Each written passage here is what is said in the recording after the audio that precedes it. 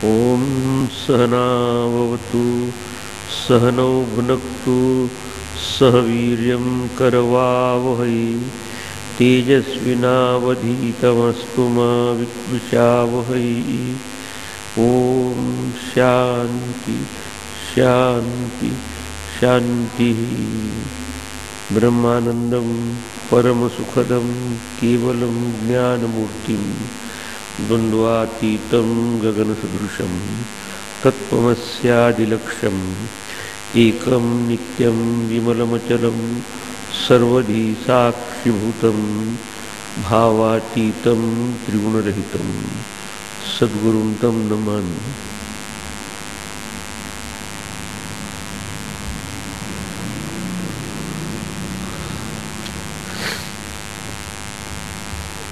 प्रथम अध्यायातली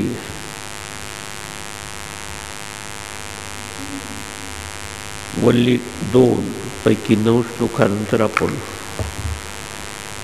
आता 10व्याचं चिंतन करणार।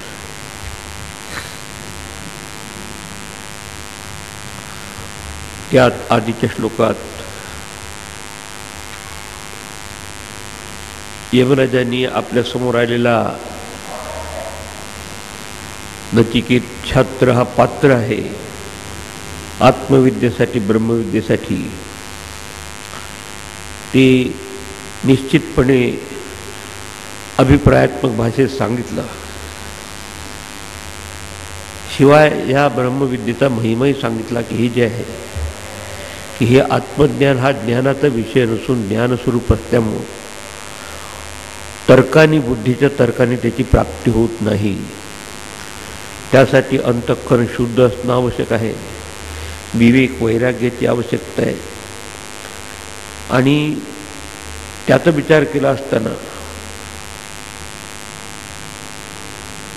माझ्यासमोर आलेला हा जो विद्यार्थी आहे तो म्हणजे नचिकेत, इतके तुझ्यासमोर प्रलोभन दिल्यानंतर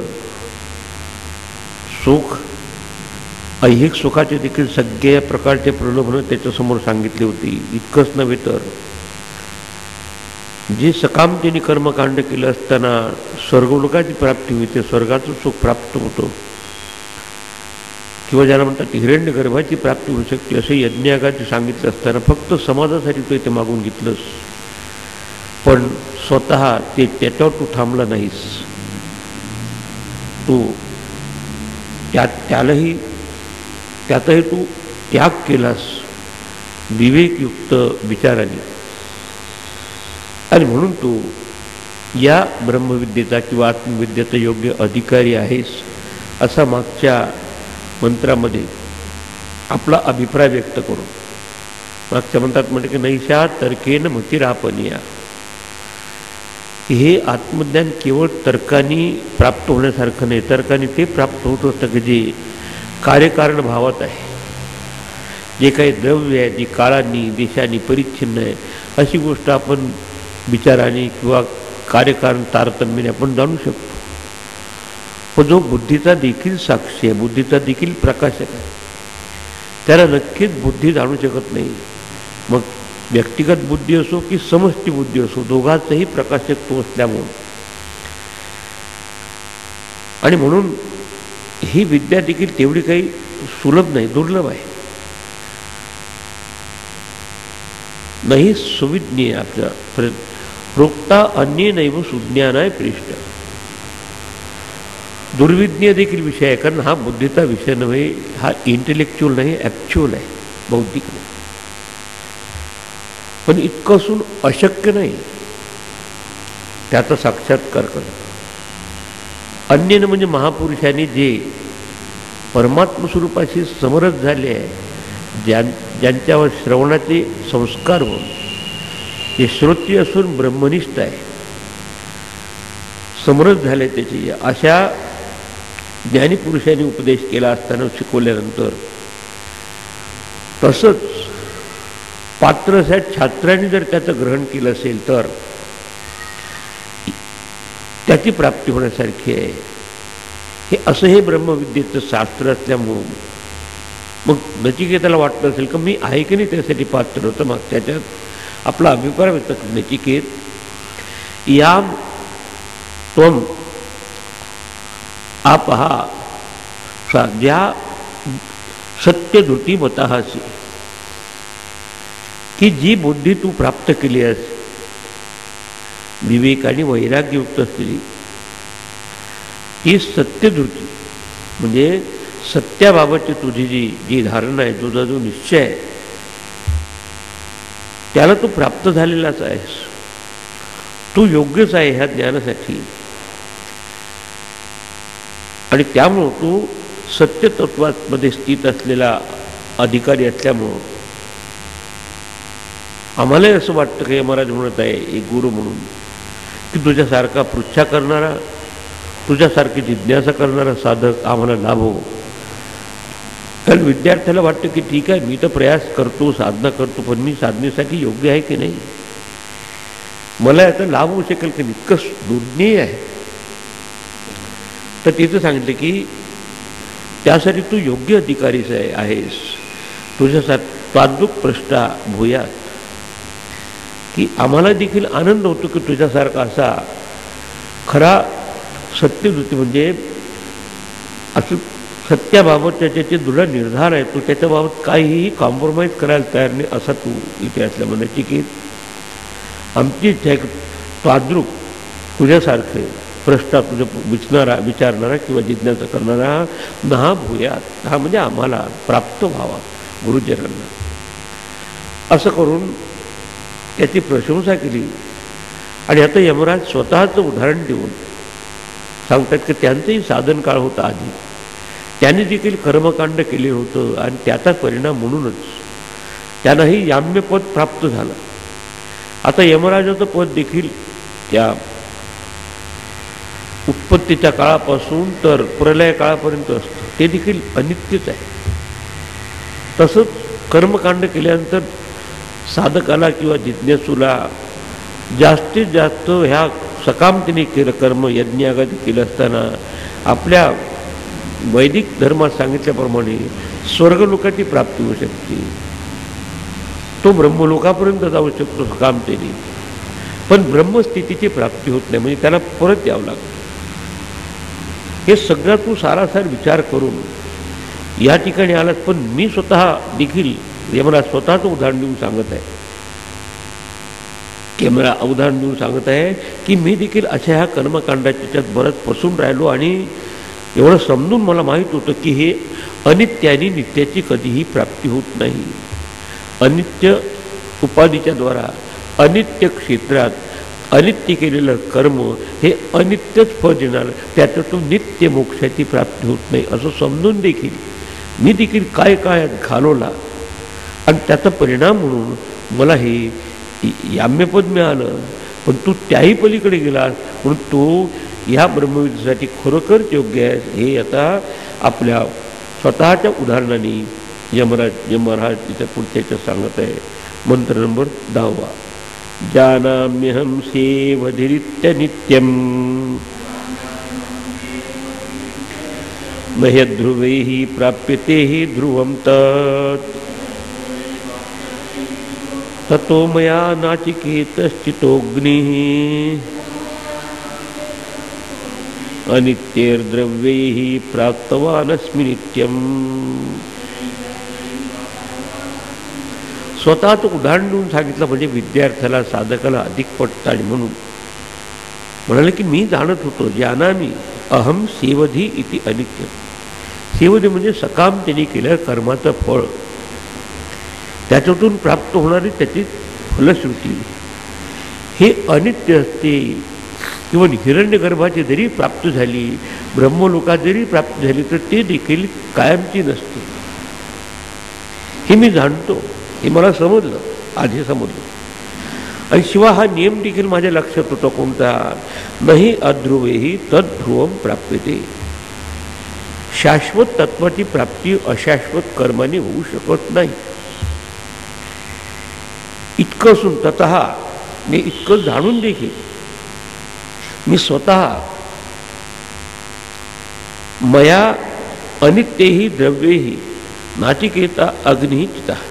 आता त्या अग्नीनं नाचिकेत नाव दिलं होतं, नचिकेतात म्हणून.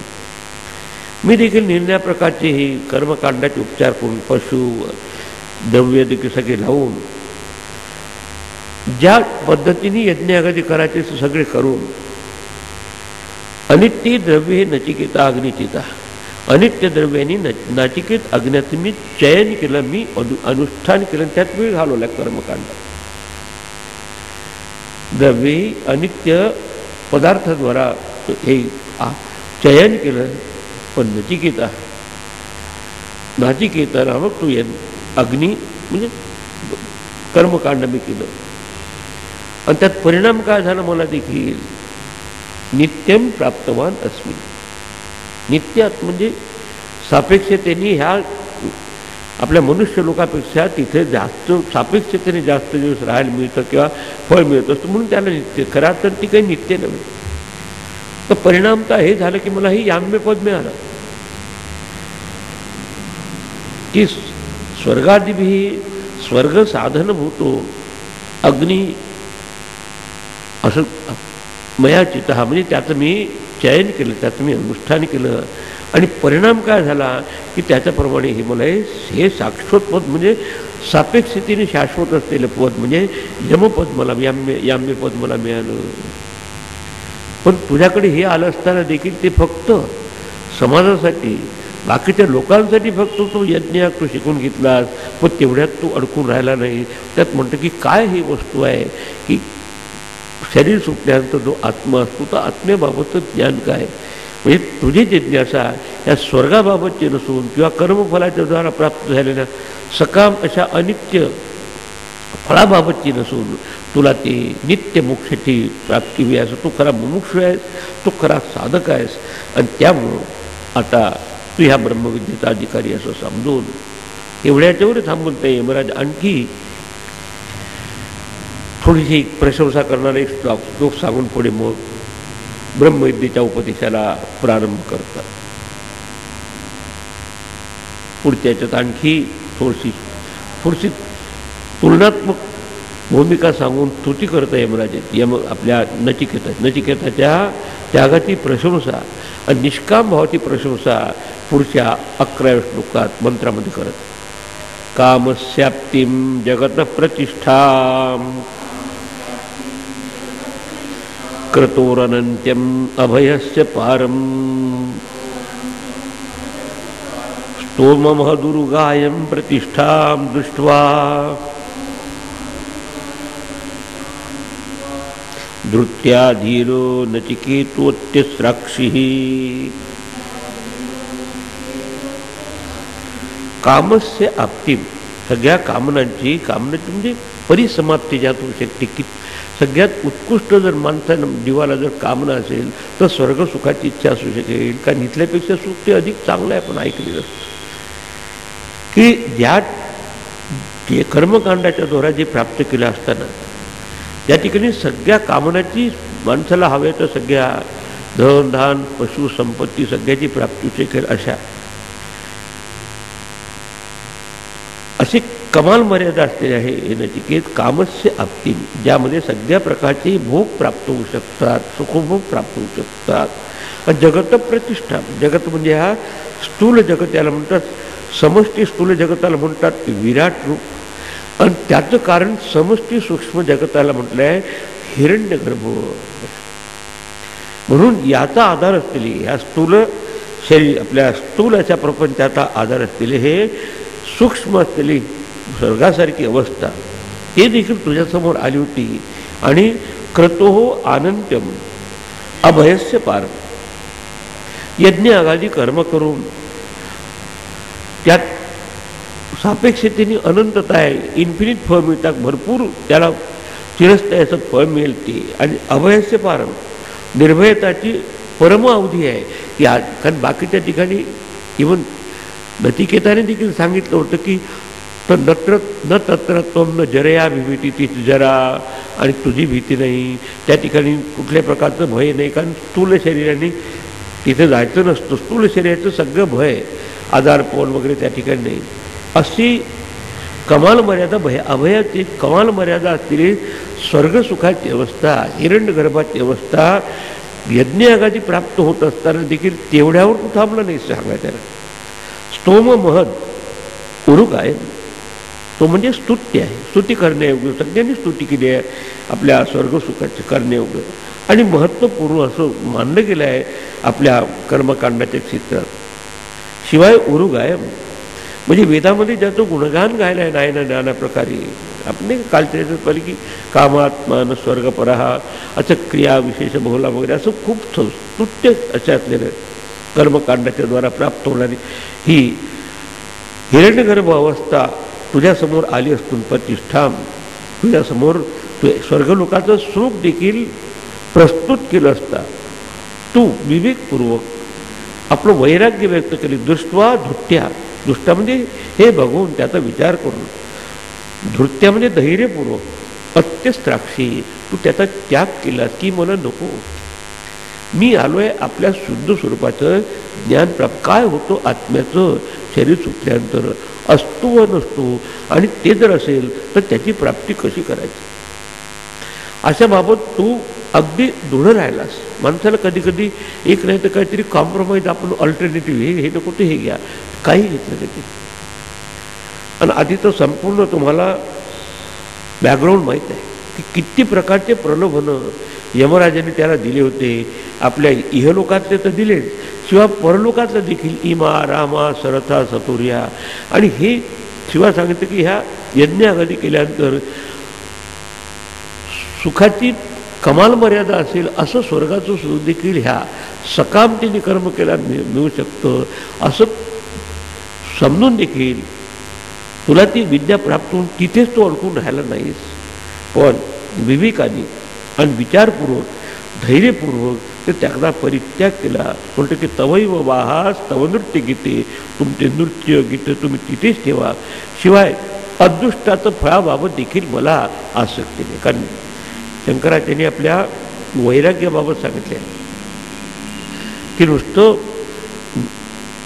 आपले जे इह अमूत्र फलभोग विराग, इह म्हणजे या ठिकाणी असलेले जे कर्माचं फळ आहे ते, अमूत्रमध्ये परलोकात असलेले जे स्वर्गाचं देखील आहे त्याच्या बाबत देखील साधकाच्या अंतःकरणात वैराग्य असलं पाहिजे, विवेकयुक्त. तेव्हा तो ब्रह्मविद्येचा अधिकारी होतो. हे तुझ्यात आहे. म्हणजे ह्या नचिकेतामध्ये ज्याला वेदांताच्या विद्यार्थ्यासाठी जे साधन चतुष्टय संबंध आहे ते संपूर्ण, त्यात विशेषतः वैराग्य असलं पाहिजे. तू वैराग्याची कमाल मर्यादा तो व्यक्त केलीस की तवैव वाहा तव नृत्य गीते, तुमचे नृत्य गीते तुम्ही ठेवा, मला स्वर्गाच्या याच्यात काही इंटरेस्ट नाही असं दाखवून मोक्षार्थी आहे, तुम्ही मोक्ष आहे. आणि थोडीशी देखील त्यात आसक्ती तू ठेवली नाहीस.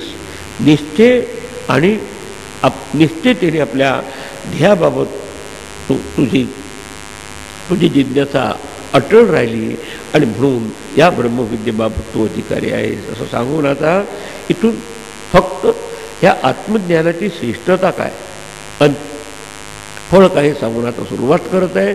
आणि नंतर त्याला अनुकूल असा ज्ञानोपदेश किंवा ब्रह्मोपदेश पुढे उपदेश सांगत आहे.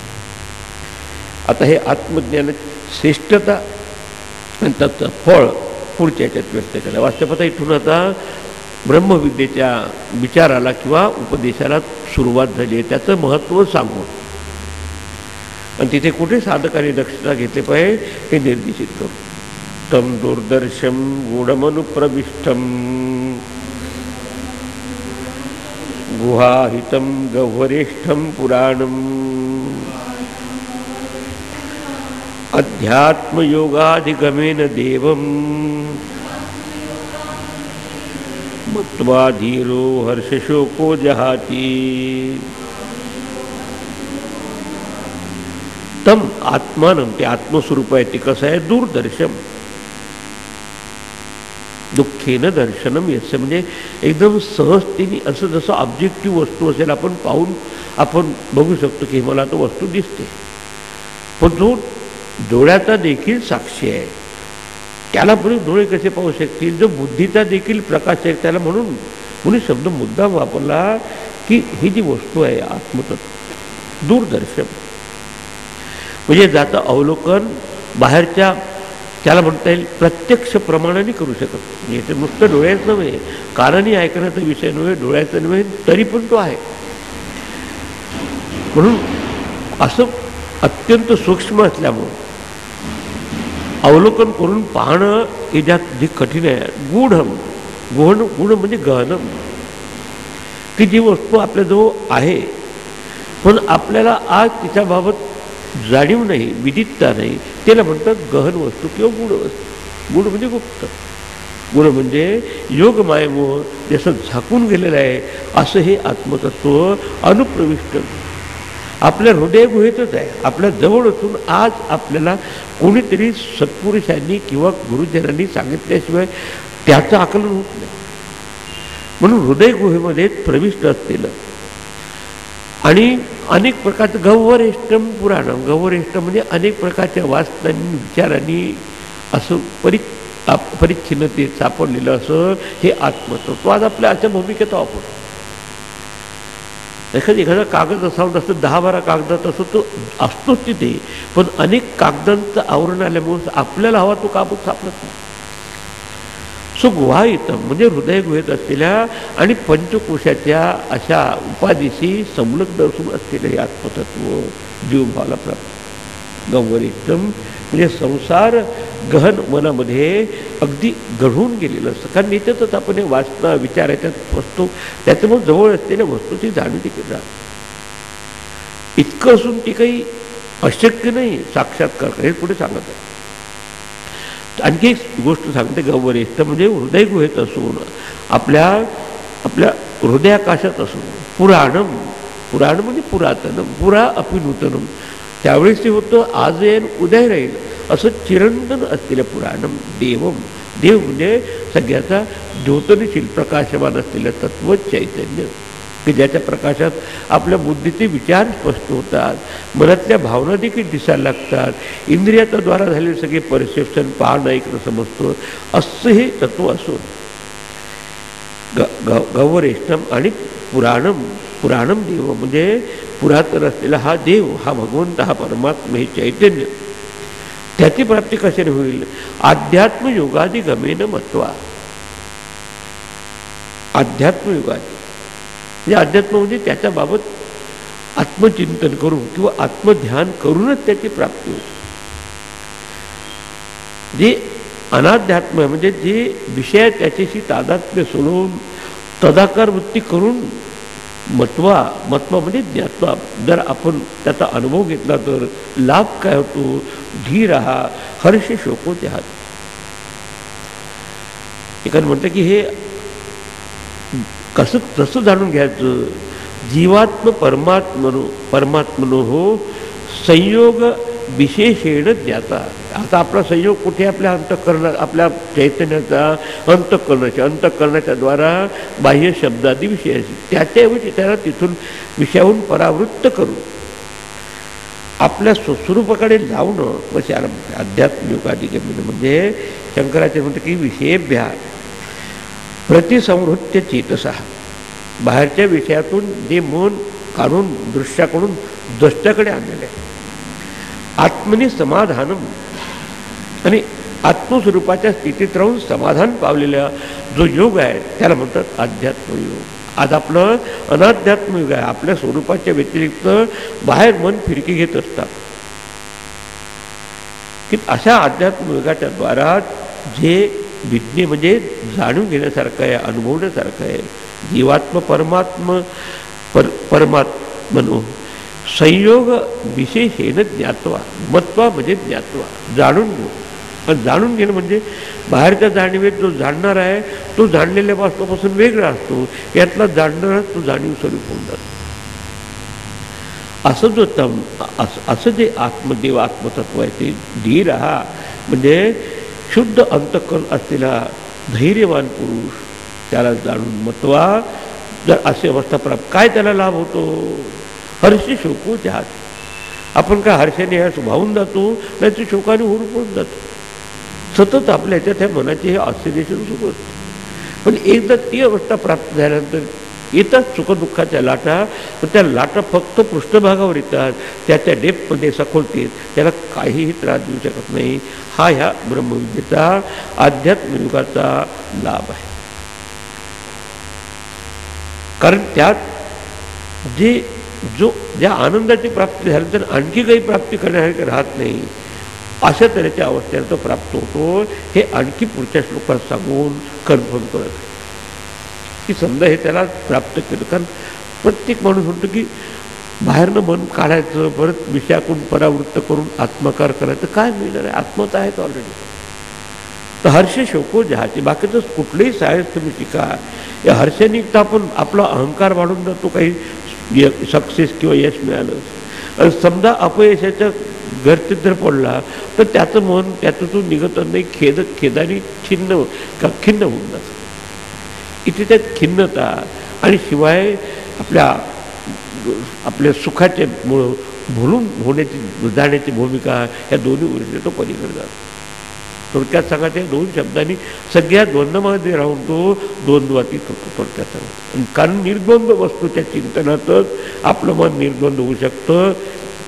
बाकीच्या द्वंद्वामध्ये असलेल्या त्यात कधीही शांत मन राहू शकत. आता पुढे आणखी सांगून मग आता परत आपला अभिप्राय व्यक्त करत आहे. एतत् श्रुत्वा संपरिगृह्य मर्त्याः प्रवृह्य धर्म्यम अनुमेतमाप्य समोदते मोदनीयम हि लब्ध्वा विवृतम सद्म नचिकेत संमन्ये. आपण आता शम दिशी शरीर मन आणि बुद्धीशी एकरूप असून या परिवर्तनशील उपाधीशी असताना आपण जीव म्हणून मर्त्य भावात आहोत. म्हणून मर्त्य हा असा जो जीव आहे, जो ह्या तीन उपाधीशी संलग्न होऊन आता आपला खेळ खेळता, असा मर्त्य हा मनुष्य हा. एतत् धर्म म्हणजे धर्ममय, धर्म म्हणजे लॉ ऑफ बिंग, ज्याच्यामुळे आपलं खरं स्वरूप आहे त्या स्वरूपापर्यंत नेणारं हे खरं धर्मानुपेतम, म्हणजे धर्माला अनुकूल असलेलं, म्हणजे आत्मस्वरूपापर्यंत नेणारं हे ज्ञान धर्म. श्रुत्वा, ह्या आत्मस्वरूपाबाबतचं ज्ञान श्रवण केलं असताना नीट मनाचा कान ऐकून संपरिगृह्य, आणि का आता श्रवण करणं हे एक पहिली पायरी आहे. त्याच्यानंतर मन निधिध्यासन करून त्याच्यानंतर चांगल्या प्रकारे हे आत्मसात केलं असताना काय होतं त्याच्यात प्रवृह्य म्हणजे विवेकपूर्वक विचार करून एतम अणुम आप्य, अशा हा सूक्ष्मात सूक्ष्म तत्वाला प्राप्त झालं असताना काय होतं साधकाचं? समोदते मोदनीयमी लब्ध्वा. असा जो साधक आहे, असा जो जिज्ञासू आहे, त्या आनंद स्वरूप परब्रह्माचं असं चिंतन करून की जे अणु आहे, अणु म्हणजे सूक्ष्म आहे, सूक्ष्म म्हणजे व्यापक आहे. येतं म्हणजे हे आत्मतत्वाचं चिंतन केलं असता सहा मोदनियम लब्ध्वा मोदते. ज्या स्वानंद सुखाची प्राप्ती केल्यानंतर आणखी काही त्याला आवश्यकता पडत नाही, अशा सुखाच्या प्राप्तीला प्राप्त होऊन खऱ्या अर्थाने तो आनंदात होतो. बाकीचा आनंद आहे तो आज आहे, उद्या नाही. इव्हन स्वर्गाचं देखील सुख आहे. जोपर्यंत तुमचं पुण्य तुमच्या क्रेडिटला आहे तोपर्यंत त्या सुखात राहतात. समजा 4 वर्ष तुम्हाला नोकरी मिळाली, नंतर खाली गेलं तर कसं वाटतं आपल्याला? तर ते तात्पुरतं आहे. पण त्या दृष्टीने पाहिलं असताना ज्या सुखाला कधीही पार का होऊ शकत नाही, म्हणून मोदनीय म्हणत आहे. खरंच सौख्यकर कोणतं आहे? आपलं स्वरूप आनंदाचा सुख मोदते, त्या आनंदामध्ये मग्न होऊन जातो. आणि हे सगळं करून नचिकेत मी आहे कुठे या ठिकाणी हे सांगत आहे. नचिकेतसम विवृतम सद्म मन्ये. नचिकेतासाठी हे परमसुखाचं हे द्वार आहे, परम आनंदाचं द्वार आता खुलं झालं आहे, उघडं झालं आहे असं मी समजतो. आता हा जिज्ञासू पाहते का अजून मला डायरेक्ट काही उपदेश केलाच नाही. किती वेळ सांगतात, मला आता मध्येच थोडा इंटरप्ट करतो की महाराज पुष्कळ झाली माझी स्तुती, मला नको हे सांगा ना आता काय ते. पण आता दोन प्रश्न विचारला, थोडा आणखी सूक्ष्म करून थोडक्यात विचारतो की तुम्हाला मी काय समजून घेण्यासाठी आलो तुमच्या पायाशी हे आता सांगत आहे. हा श्लोक फार महत्त्वाचा आहे, बिलकुल कंठस्थ केला पाहिजे. अन्यत्र धर्मात अन्यत्र अधर्मात अन्यत्रास्मात् कृताकृतात् अन्यत्र भूताच्च भव्याच्च यत्तत्पश्यसि तद्वद.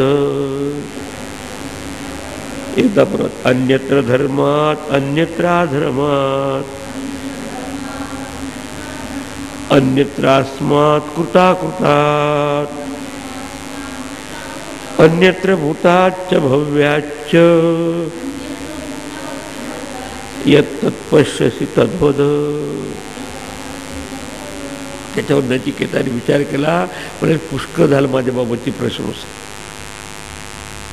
वेळ निघून जाईल आणि मग काय करणार. म्हणजे ज्याला तळमळ लागली आहे तो लगेच वाट पाहत होतो की केव्हा मला तो उपदेश प्राप्त होईल. तर कशाबाबतचं आधीच सांगितलं की अध्यात्मतत्व काय, शरीर सुटल्यानंतर जे असतं ते. यत अन्यत्र धर्मात अन्यत्र अधर्मात.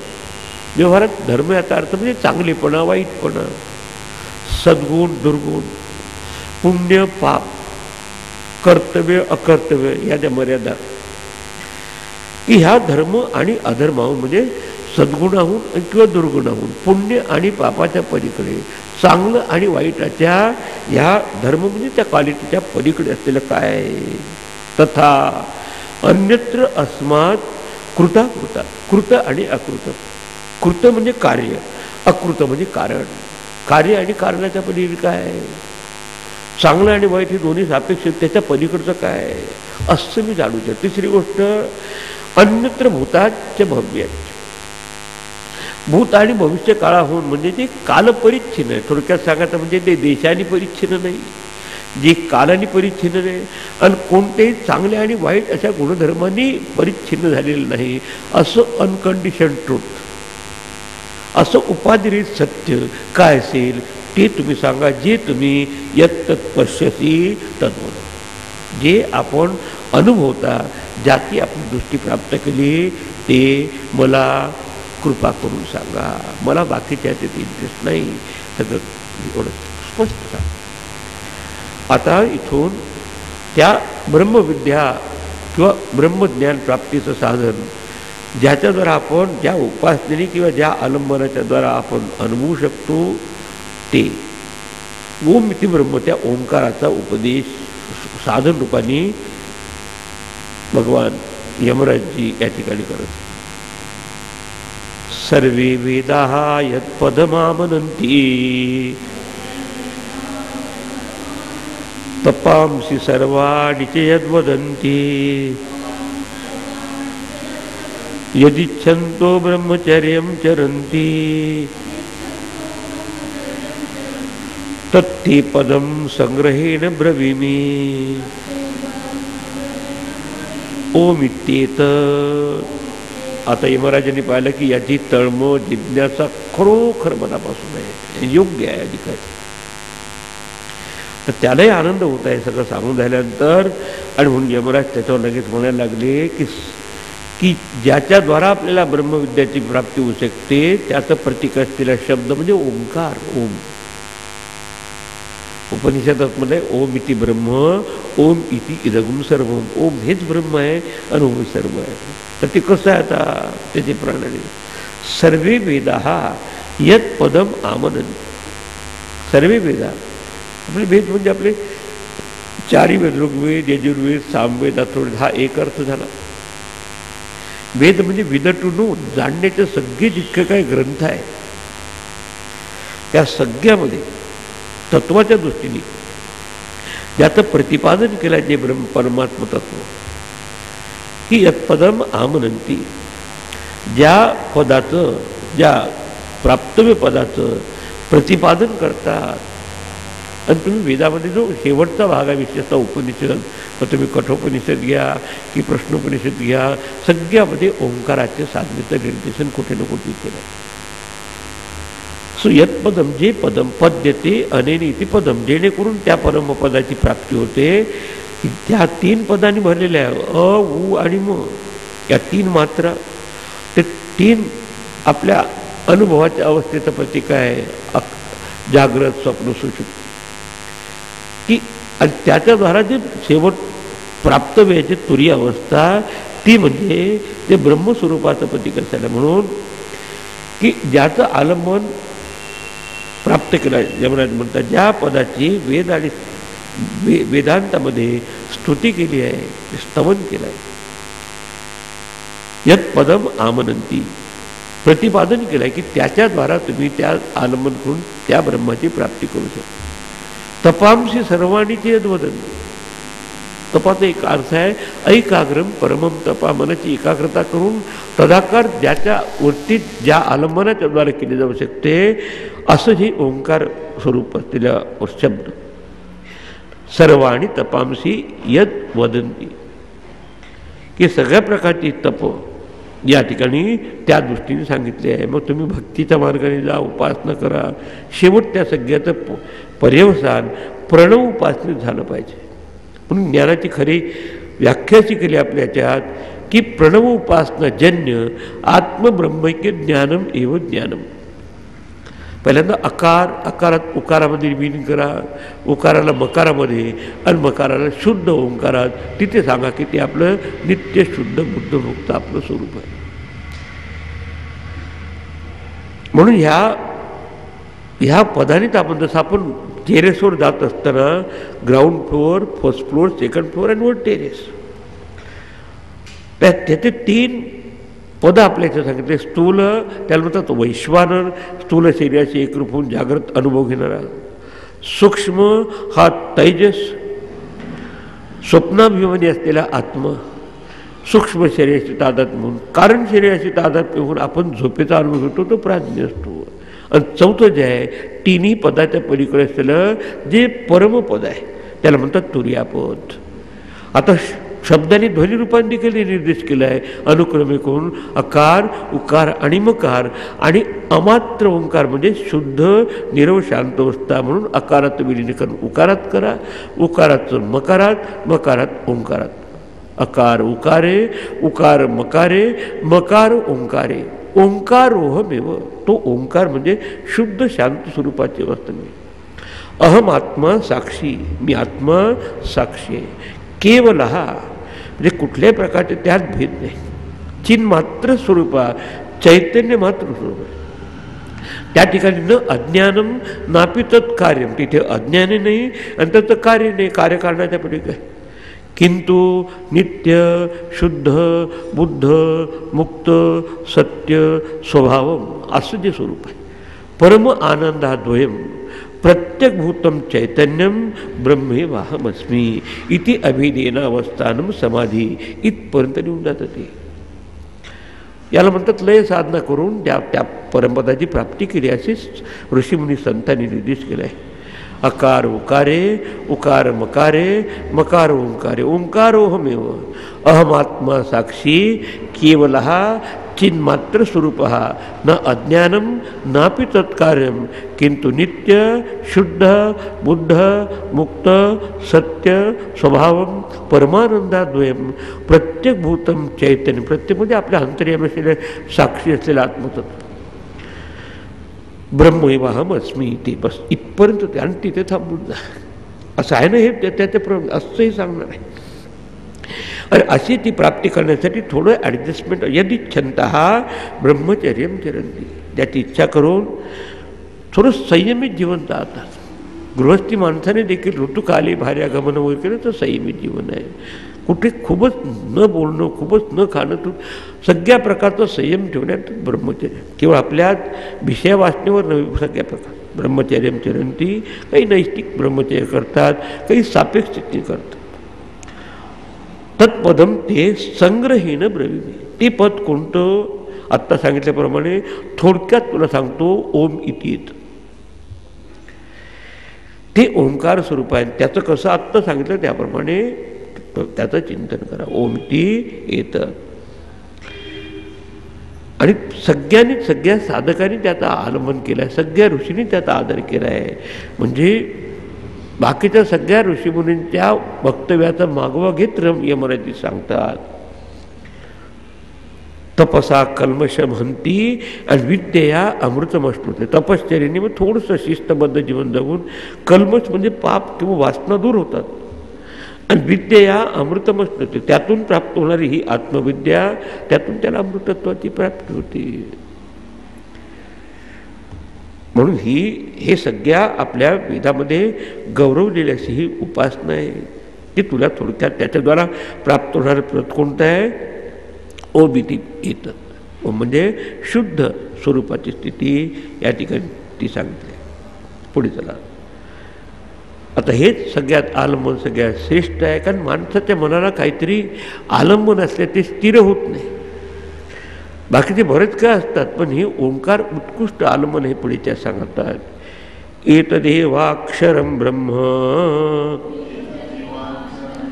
एतदेवाक्षरं परम एतदेवाक्षरं ज्ञात्वा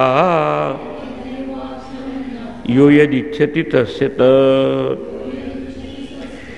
एतद एव अक्षरम ब्रह्म. आता अक्षराला दोन अर्थ आहे. अक्षर म्हणजे ज्याला आपण अक्षराभ्यास म्हणजे शब्द. अक्षरत न क्षरती ती अक्षरम, याचा कधी नाश होत नाही, जे अविनाशी आहे. एतत म्हणजे ओंकार हेच अक्षर ब्रह्म आहे शब्दरूपाने. जे तर तिन्ही एकवटले ते तर शब्द ब्रह्म कवळले. अकार चरणयुगुल, उकार उदर विशाल, मकार महामंडल मस्तकाकारे, हे तिन्ही एकवटले, अ उ म एक झाले, ते तर शब्द ब्रह्म कवळले. तिथे आता शब्द ब्रह्म ते मिया गुरुकृपा नमिले आदि विजय ज्ञानेश्वर म्हणते. आणि ते आता तीन हे शब्दरूपाने आहे, पण ते त्याच्या पलीकडे आहे. त्याला गुरुच्या कृपेने आपण नमस्कार करून त्याची प्राप्ती करू शकतो. म्हणून त्याच्या तिथपर्यंत आपण विचार करू शकतो, अकार उकार मकार मात्रा. पण मात्रेच्या पलीकडे जे अमात्र ओंकार आहे, सायलेन्स आहे, तिथे मग मी नमिले आदिबीज. नमिले म्हणजे त्याच्याशी समरस झाला, त्यात मी राहिलो नाही. तर त्याला म्हणतात आता हे अक्षरम ब्रह्म. एतदे हेच ते अक्षर ब्रह्म आहे, जे तुला ओम शब्द ब्रह्मी काय म्हटलं, संग्रहेन ब्रह्मी ओम इति येतात. आणि ओम हेच ब्रह्म आहे. तैत्तिरीय उपनिषदात एका ठिकाणी म्हणत आहे ओम इति ब्रह्म ओम इति इदगुम सर्व. ओम हेच ब्रह्म आहे आणि सर्व आहे. आता ओम म्हणजे हे आपलं ते स्वरूप झालं. ओंकार म्हणजे अक्षर, ते त्या अक्षरापर्यंत नेणारं साधन असल्यामुळं त्याला म्हणतात का नाम आणि नामी हे अभिन्न असतात. अभिधेय आणि अभिधान. अभिधेय म्हणजे जे आपण नामाने निर्देशित केलं ते, ज्याच्या ज्या नामाने आपण निर्देशित, त्यात अभिधान नाव. बघा आपण जेव्हा पेन्सिल म्हणतो, पेन्सिल हा शब्द झाला, पेन्सिल म्हटलं की लगेच आपल्या डोळ्यासमोर पेन्सिलचा आकार येतो. तसं हे अक्षर शब्द जरी उच्चार केला तर शुद्ध अक्षर ब्रह्माचं निर्देशन करणार आहे. म्हणून एतद एव अक्षरम परम, आणि हेच परम अक्षर आहे. म्हणून आपल्या याच्या पहिल्या श्लोकात व्याख्या केली त्याची, की ब्रह्म म्हणजे कोणतं. अक्षरम ब्रह्म परमम. परमम अक्षर म्हणजे शब्दाच्या किंवा ध्वनीच्या पलीकडे आहे, ते परमम अक्षरम ब्रह्म. तर तीन अक्षर कोणते झाले, ते तर तीन मार्का अ उ म. मग शुद्ध ब्रह्माचं निर्देशन करा. परमम अक्षरम ब्रह्म म्हणजे तीन ध्वनीच्या पलीकडची जी अवस्था आहे ती. म्हणून हेच सापेक्षतेच्या जगताचा देखील प्रतीक आहे. कोणत्या रूपाने, तीन मात्रात्मक विचार केला असताना अ उ म. आणि त्याच्या पलीकडे जे निर्व शांतता आहे, जे अमात्र ओंकार आहे, ते शुद्ध परब्रह्माचं प्रतीक आहे.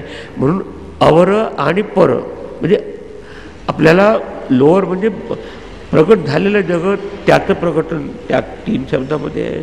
आणि अप्रगट स्वरूपाचं निर्देशन करणारा शुद्ध असेला तुरीय पद देखील त्यात निर्देशित आहे. म्हणून हेच एतद एव अक्षरम, हेच परब्रह्म आहे. खरं पाहिलं तर समजा आकाराला देखील सोनं आलं, तरी पण सोने पण काही मोडत नाही. किती प्रकारच्या अंगठी पिंटी. तसं पाहिलं तर आपण त्या दृष्टीने म्हणजे ह्या तीन मात्रात्मक त्याचं प्रकटन होत असताना देखील ते अक्षरच आहे. जसं आपल्या इलेक्ट्रिसिटी बल्बमधून काम करताना देखील ते अक्षरत आहे. उद्या बल्बची त्याचा कॉन्टॅक्ट नसताना देखील पॉवर असं अक्षरत आहे. म्हणजे उपाधी सहित असताना तीन शब्दांनी निर्देशनी केलेलं असू किंवा उपाधित असताना शुद्ध निरुपाधिक ब्रह्म त्या दोघांचे हे प्रतीक आहे.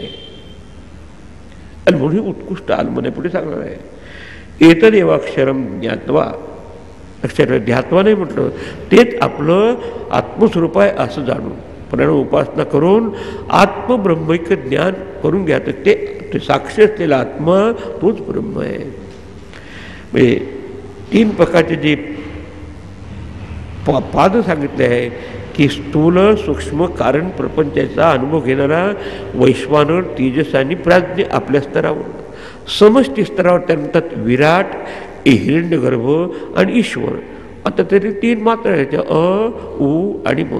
याचं जे साक्षी आहे आपल्याच्यात, आपल्या अंतरेमी, कारण ब्रह्मांडाचं तर आपण जाणू शकत नाही, पण पिंडामध्ये असलेले जे जागृत स्वप्न सुषुप्तीचा साक्षी आहे ते तुर्यपद, ते आपल्या ते साक्षी चैतन्य म्हणजे आत्मा, तेच ब्रह्मांडाच्या मागे विराट, हिरण्यगर्भ आणि ईश्वर त्याच्या मागे असलेलं साक्षी आहे. तर जे साक्षी दोन्ही एका धर्माचे असल्यामुळं त्याची एकरूपता संभवते. म्हणून आत्मब्रह्मैक्य ज्ञानम एव ज्ञानम, प्रणव उपासना जन्य ओंकार, म्हणून त्याची उपासना करून आपल्या स्वरूपाचं ज्ञान प्राप्त करावं असं आहे. म्हणून ते कसं ज्ञात्वा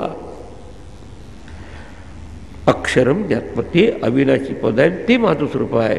त्यात काय होतं त्याला, यद इच्छती यद इच्छती, ज्याला जशी इच्छा असेल त्याला समजा अपर असेल तर अपर प्राप्त होईल, पर असेल तर तो नुसतं 3 मात्रावर जोर देऊन जर साधन करत असेल, त्या स्थूल सूक्ष्म कारण प्रपंचात्मक त्याच्या अनुभवात त्याची समरसता राहील. पण अमात्राचं चिंतन करेल त्याचा शांत निरव अवस्थेचं, तो त्या निरव शांत स्वरूपाला तस्य भवती, कारण जे त्यांनी प्राप्त करायचं. म्हणून म्हणताय की ओंकारम बिंदू संयुक्तम नित्यम ध्यायंती योगिनः कामदम तथा मोक्षदम चैव. ओंकार म्हणजे इकडची अर्थात इकडचं तुम्हाला प्राप्त होईल, आणि परमार्थाची प्राप्ती करून घ्यायची असेल तर त्याची फक्त दिशा कुठे वळवता त्याप्रमाणे तुम्हाला प्राप्ती होते. पुढे एखादं त्याचं महत्त्व सांगून हा विषय थांबवतात. एतदालंबनम श्रेष्ठम एतदालंबनम परम एतदालंबनम ज्ञात्वा ब्रह्मलोके महीयते. एतत् म्हणजे आत्तापर्यंत जे वर्णन विवरण करून सांगितलं ओंकार, जे ब्रह्माचं शब्दरूप प्रतीक आहे.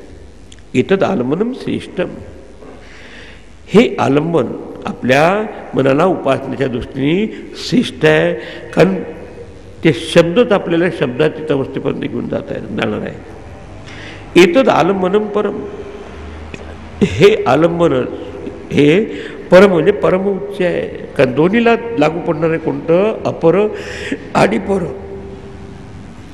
सापेक्ष आणि निरपेक्ष, सोपाधिक आणि निरुपाधिक, म्हणून परमोच्च स्वरूपाचं आहे. आणि एतद आलंबनम ज्ञात्वा, हे आपल्या असं आत्ता सांगितल्याप्रमाणे साक्षी रूपाने जाणून घेतलं असताना जसं 3 स्थूल अवस्थेचा साक्षी आहे, तसंच ब्रह्मांडाचे 3 स्थूल सूक्ष्म कारण अवस्थेचा जो साक्षी जाणलं असताना ते आपलं स्वरूप आहे. ज्ञात्वा ब्रह्मलोके महीयते, ब्रह्मलोक म्हणजे ब्रह्मैव लोक, हा आहे ब्रह्मलोक. इथेच जर समजा आपल्याला त्याची दृष्टी प्राप्त झाली तर त्या नवीन ब्रह्मलोकात जायची आवश्यकता नाही. विमुक्तच विमुच्यते म्हणतो ना मागच्या, तर जो इथे मुक्त आहे तोच मुक्त होतो, जीवन मुक्त होतं. किंवा समजा काही त्याच्या साधनेत काही त्रुटी राहिली किंवा ओंकाराची साधना केली तर काही बिघडणार नाही.